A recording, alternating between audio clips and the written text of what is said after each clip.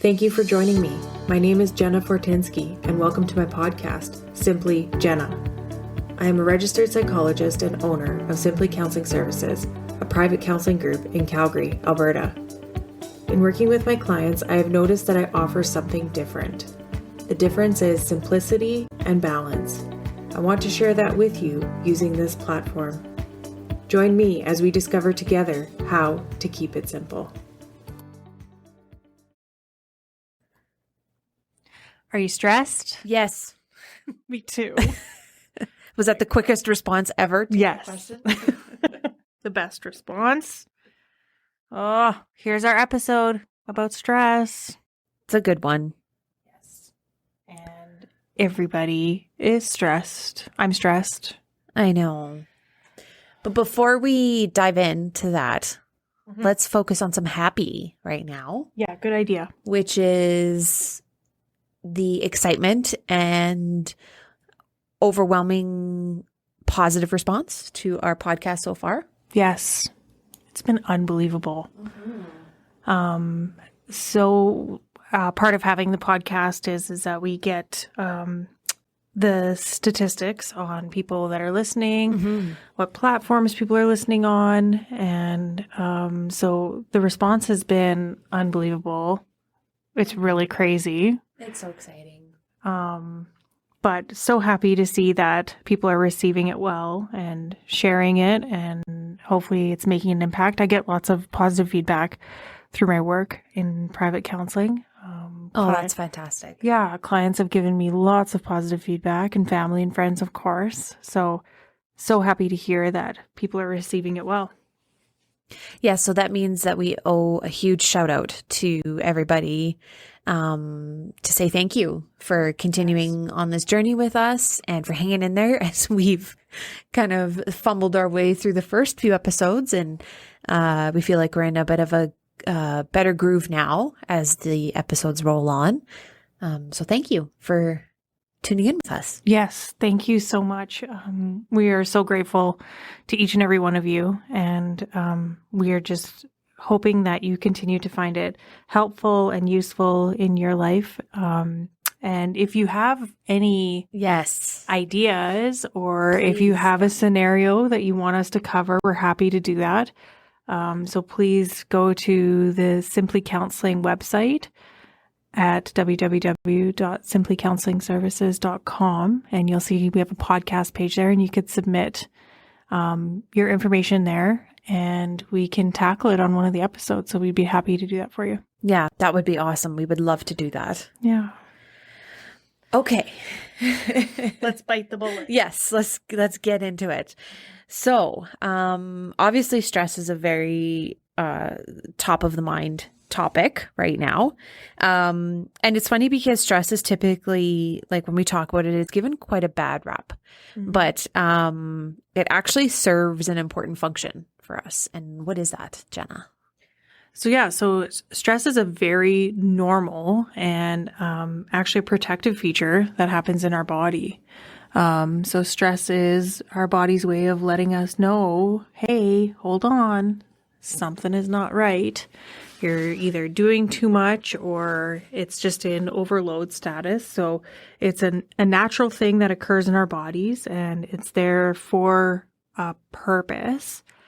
So yes, it is. It doesn't feel great, but we are and should be thankful to have it so that we know to kind of keep ourselves in check, that we've got maybe too much going on.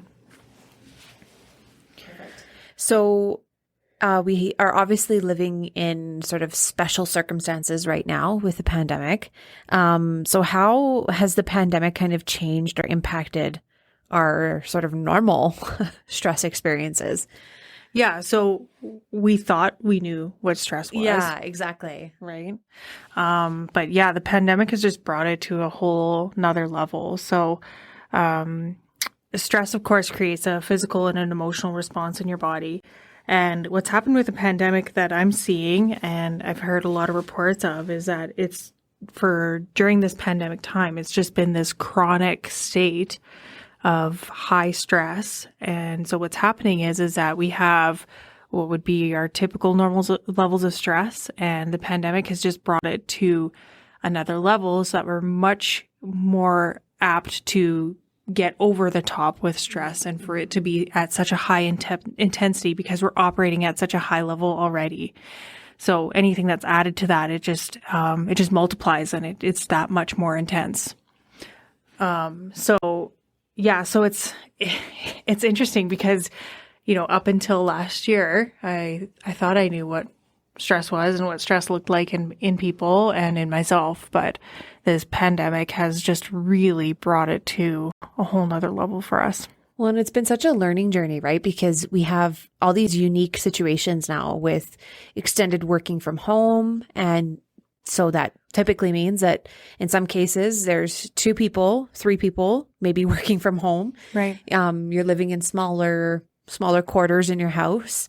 Your house is now your office. Mm-hmm. Your kids are potentially hanging around while you're trying to get your work done. There's a lack of control. It's so unpredictable. So there's all of these things that are sort of these unique challenges that we've never really faced before in this way, right? Yeah, we're in this chronic state of not knowing what's ahead. Yeah. And so that's, of course, that's the first thing you're going to stress about is what's next and what's it going to look like. And we haven't had an answer to that for a very long time. And especially here in Alberta, we still don't even know any answers to that, right? And, I know other countries in the world and other provinces have done really well with vaccinating and kind of getting a handle on things. But for us here in Alberta, it's still a toss-up. So that's just creating so much more stress for us. And I wonder too about the impact too of sort of being bombarded by it on a daily basis as well, right? Because whether you're looking on your phone or you're watching TV, it's in the news every day. So you have this sort of constant reminder of what we're living in and what we're facing, the unknown, like you said. Yeah. Yeah. So there's no reprieve. Yeah. And so it doesn't matter, how hard you might try. There's still going to be, like I said, that higher chronic state of stress. So that's to be expected. So I do think that at this point in time, I think it's better for us to normalize that we are feeling that way and that, whatever we can do to just bring that level down, even just a notch, would help everybody right now. So we're not looking to, we shouldn't have the goal of returning to pre-pandemic state of stress. I don't think that we should set people up for that because I feel like that's setting us up for failure. So I do think that it's normal that we are more stressed than pre-pandemic. But I think that there's some things that we can try to do to help ourselves, to avoid going over the top every time. And your words keep coming up in my head of what you've said in the past around being easy on ourselves and each other, right? Like that's what's popping up in my brain as you're talking that's really good, solid advice for us to keep in mind throughout this episode as well. Yeah. So remembering for yourself that you're going to be quick to stress and reminding, yourself for others that they're going to be quick to stress. So yes, be easy on yourself and be easy on others. We really don't know what other people are going through.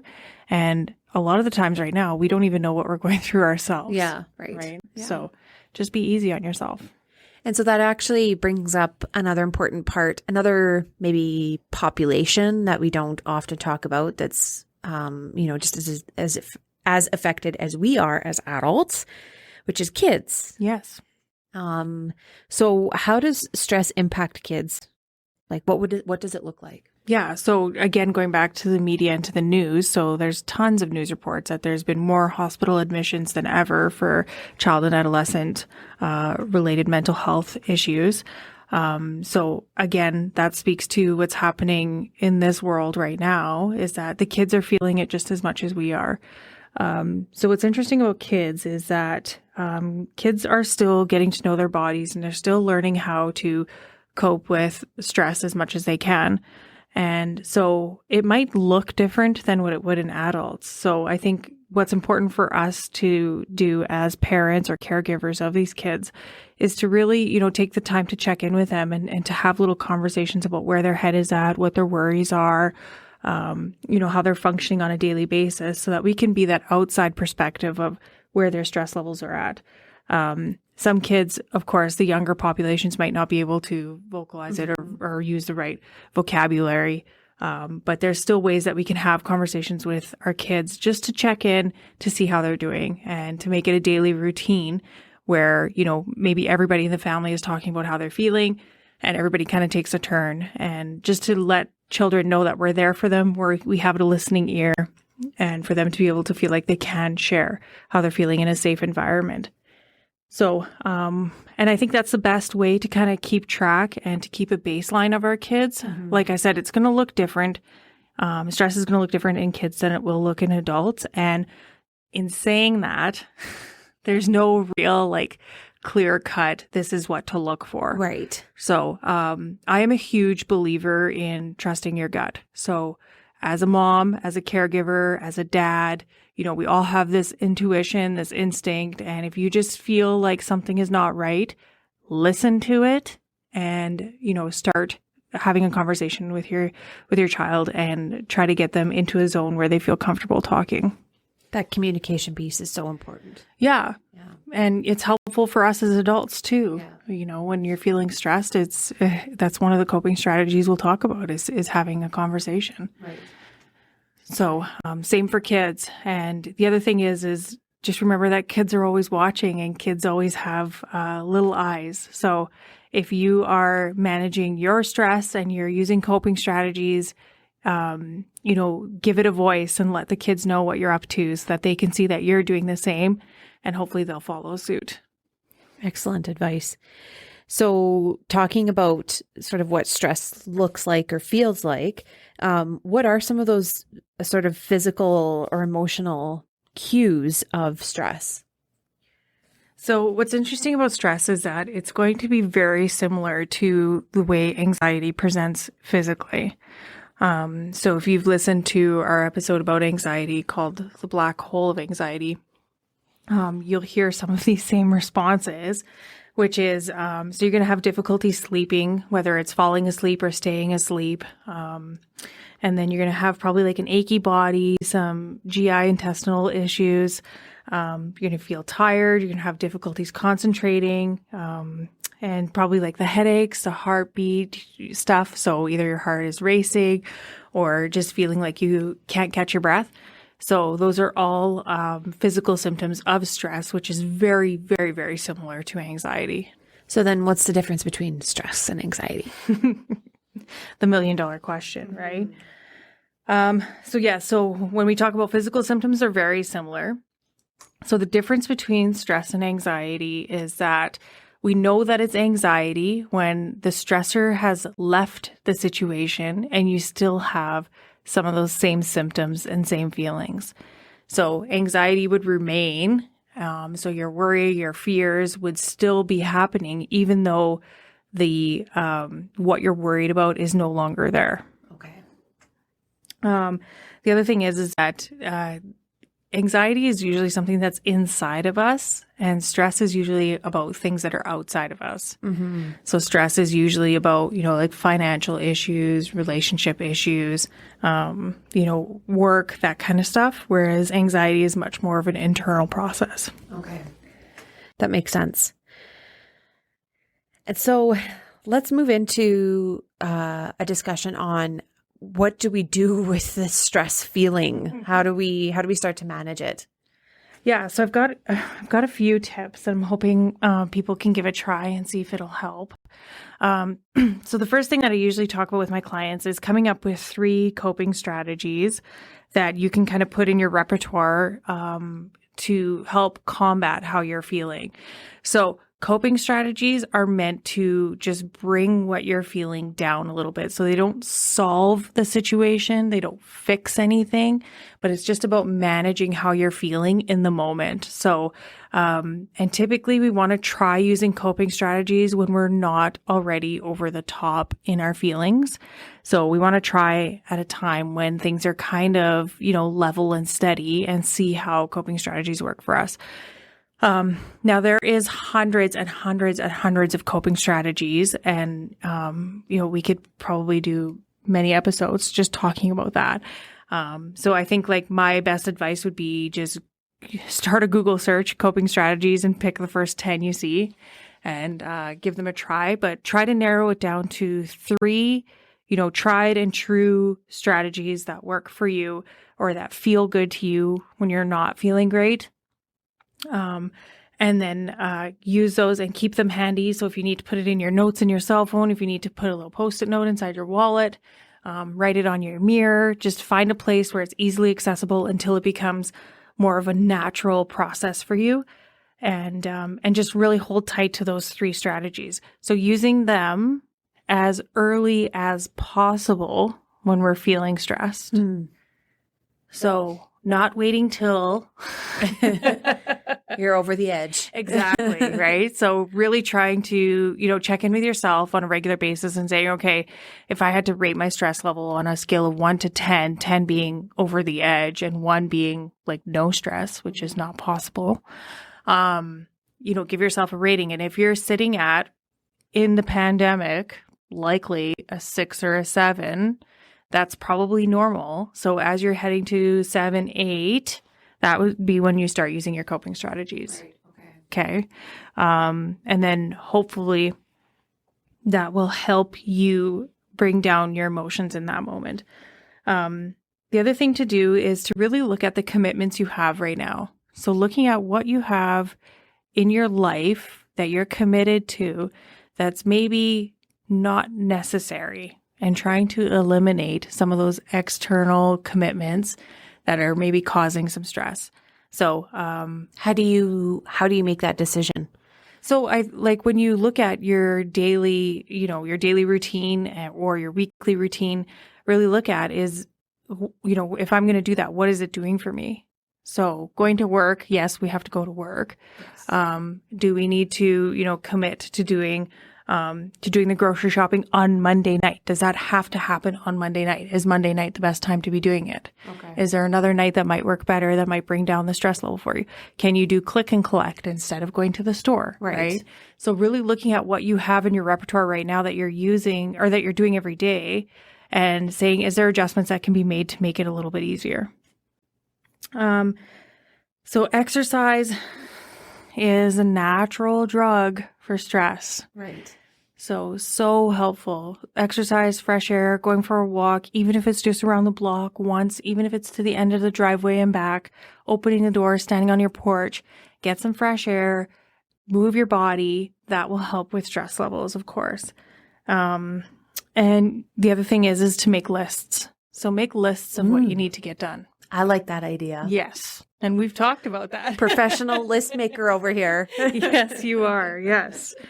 But it just helps because if you're stressed, it's hard to think of what needs to get done and it's pretty consuming. So if we make lists of what needs to get done, then at least we can be, focused and can concentrate on what's important. And keep your lists short, please. So there is not 20 things that need to get done. There is maybe 3 things a day that need to get done. Well, and that's the interesting part about that tactic is that it actually forces you to realize just how many things you have on your list. Yeah. It's a great way to do that priority setting piece of it, right? So yeah. It's a fantastic idea. And then just as I mentioned when we were talking about the kids piece is, have a chat with somebody you love or somebody that cares for you or somebody that's important to you. And just let them know, hey, you know what? I've got a lot going on. Can I unload a little bit? Mm-hmm. And then maybe, let them unload a little bit too. Just generating conversations that create a safe space that, we're able to connect about how we're feeling and, maybe get advice from other people. But yeah, just having conversations is so important. That's excellent advice. Thank you for those quick tips, Jenna. So I think we've pretty well covered the surface anyway. Yes. Of talking about stress. So just as a reminder, some of the things that we went through were talking about, the function of what stress does in our body and that it is actually normal to be experiencing stress.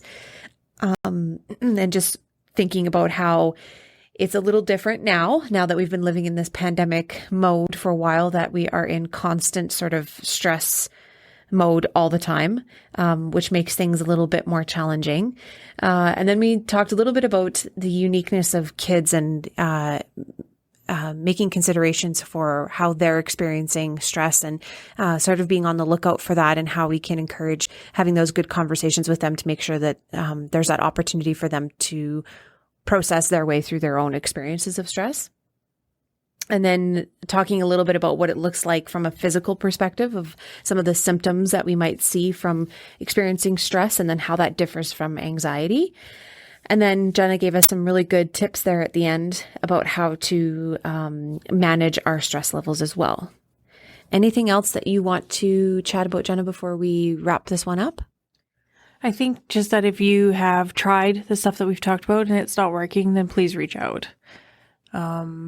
Because there should be a little bit of an impact by using the strategies and using them consistently.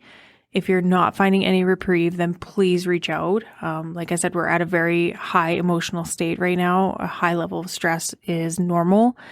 And if you just feel like you can't make a dent, then please reach out and get support. Excellent. Thank you. So our next episode. Yes. Tell the people what we'll be talking about. The people. You are the people. So what we're going to be talking about is comparisons. So we're going to be looking at comparisons across the lifespan. Ooh. Yeah. That's a good one. I think it'll be a really good episode. Yes, me too. Okay, so as always, we will close this episode with a quote. It comes from William James, who's known as the father of American psychology. The greatest weapon against stress is our ability to choose one thought over another. Thank you for listening to this episode. I wanted to share some important information before we let you go. While this podcast will give you strategies to use in your life, it is certainly not a replacement for attending therapy or seeking your own support. There will always be limits to what we can do on our own when it comes to mental health. And while we can give you tools and strategies, we know that they will not always work for everyone. There is value in telling your story and being heard. If you have tried the strategies we discussed and you're still feeling stuck, please reach out to us at Simply Counseling Services. Visit our website at www.simplycounselingservices.com for the services we offer and to learn about the other services that are free. You can also submit your topic ideas for this podcast on this website as well. Thank you again for joining us, and we are looking forward to our next time together. Take care of yourself.